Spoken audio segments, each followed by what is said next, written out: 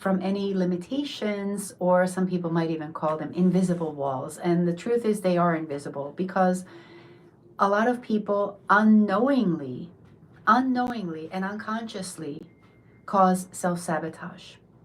Now, if you have ever heard the phrase, and maybe this is something you've said to yourself, how can I get out of my own way? And believe it or not, this actually sounds pretty accurate, even though it's a bit twisted, because if you could have gotten out of your own way, by now you would have. So what if it's not you that's the problem, but something else? Because for the fact that you're saying, if I could only get out of my own way, already implies that you know that your potential is way, way bigger, and you are capable of so, so much more. And you know that you could experience so much more in life, right? So then what if we could take the blame off of you and point to where the attention really should be at? And this is something I see especially with my professional clients every single day. They will say something like, I feel stuck, I feel blocked, I work so hard, I don't know what else to do. I feel like I keep taking 2 steps forward and 3 steps back. Well, now let's have a conversation about that, because, give me a moment, I just want to close the door.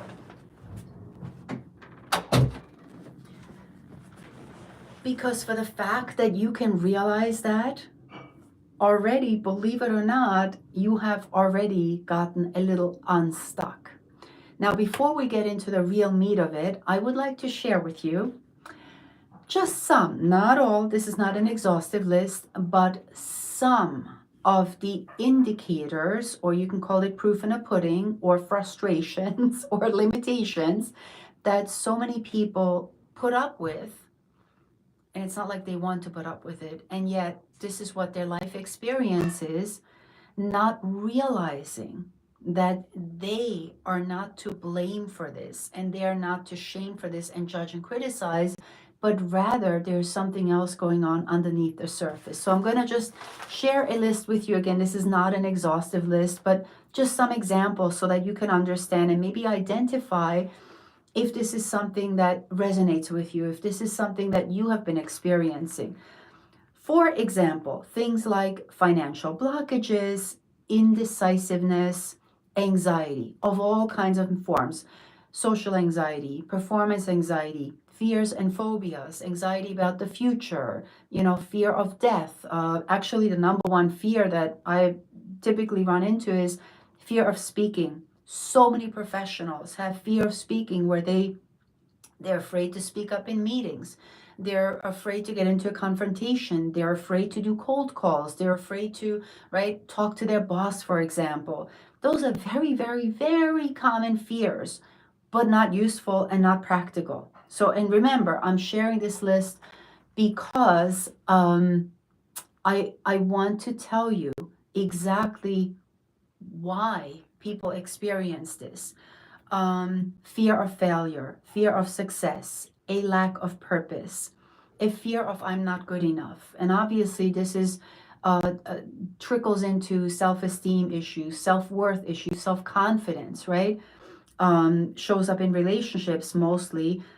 Numbness, burnout, overwhelm, shame, guilt, fear. Obviously, we already talked about that.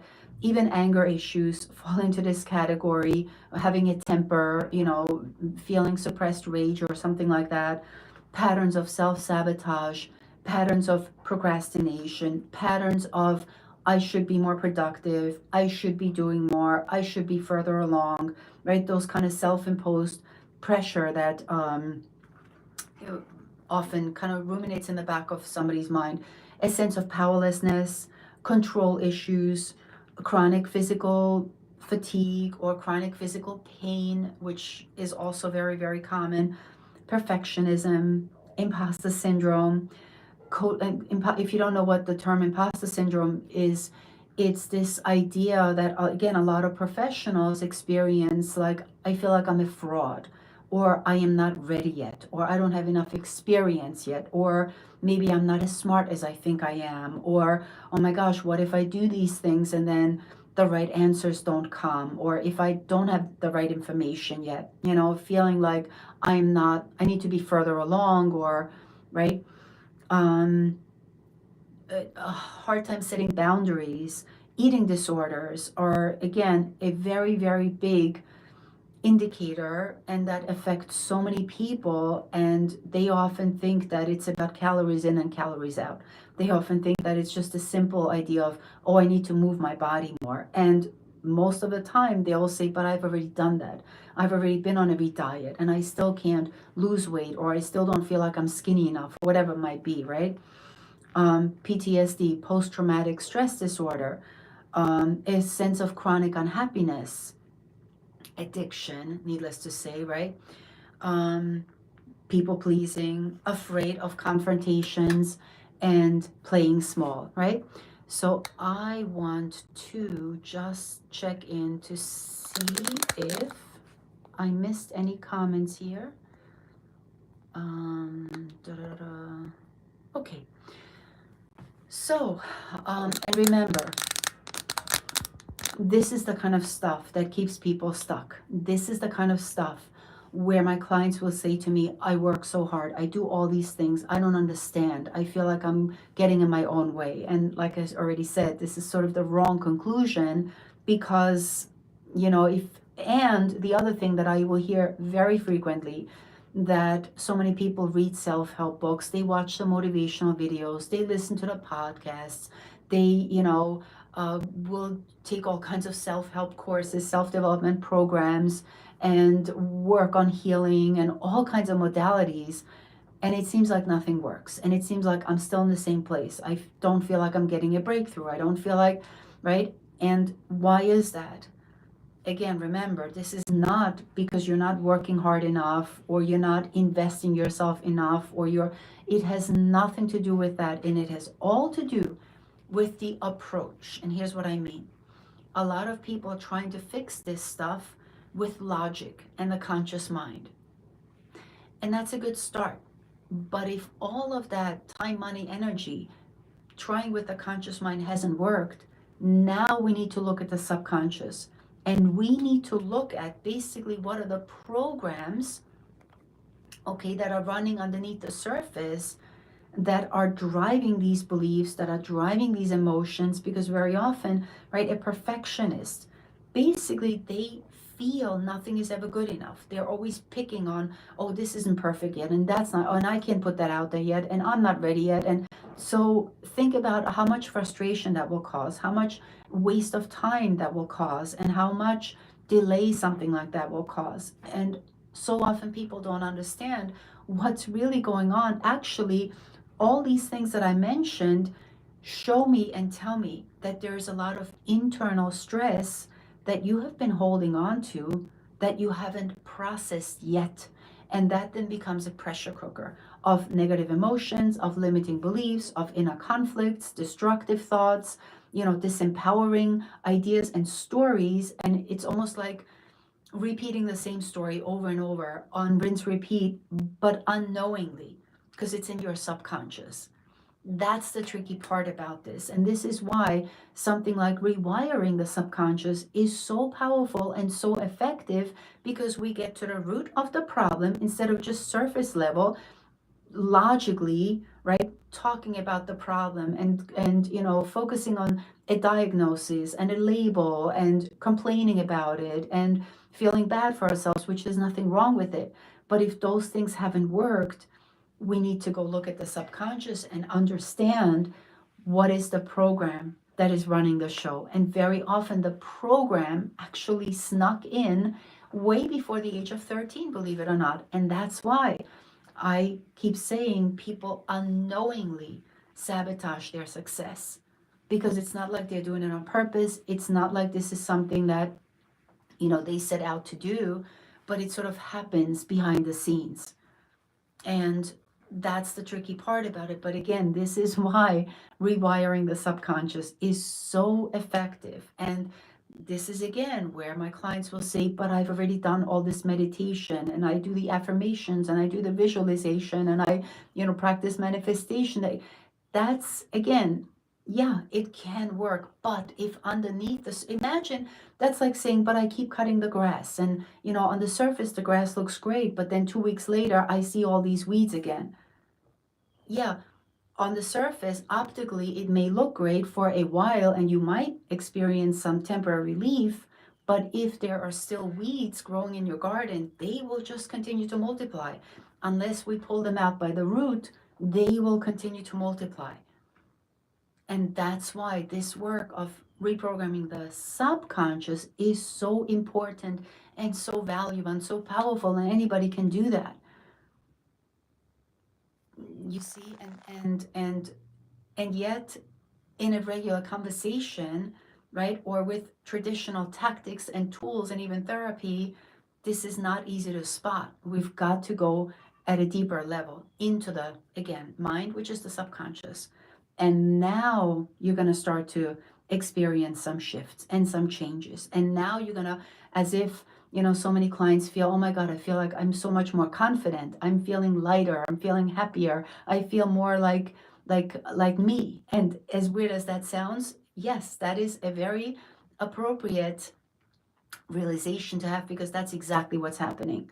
You're literally removing those programs that are no longer serving you, and now finally experiencing what I like to call the real version of yourself, or the soul version of yourself, or hard to put into words, but I hope you can, follow me a little bit here. So that is what actually works.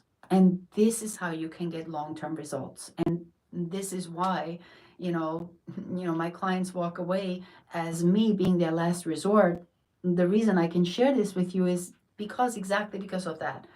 My clients will say, you're my last resort. I've already done everything. I've tried everything. Nothing has worked. Well, I hear you, and I hear this every single day. And I can tell you exactly why those things haven't worked the way you want, and how you can go from feeling stuck to unstoppable as fast as humanly possible. Because with the right approach, with the right tools, with the right tactics, you're going to get the results that you want. And so again, please remember, there's nothing wrong with you. You're not broken. You're not lazy. You're not motivated enough. You don't need to work harder. This is all part of the subconscious. So I hope that this helped a little bit today, especially for people who really feel like, and this, I hear this all the time, I feel like I'm banging my head against the wall. I feel like there is an invisible wall that, keeps showing up, and yet I work so hard.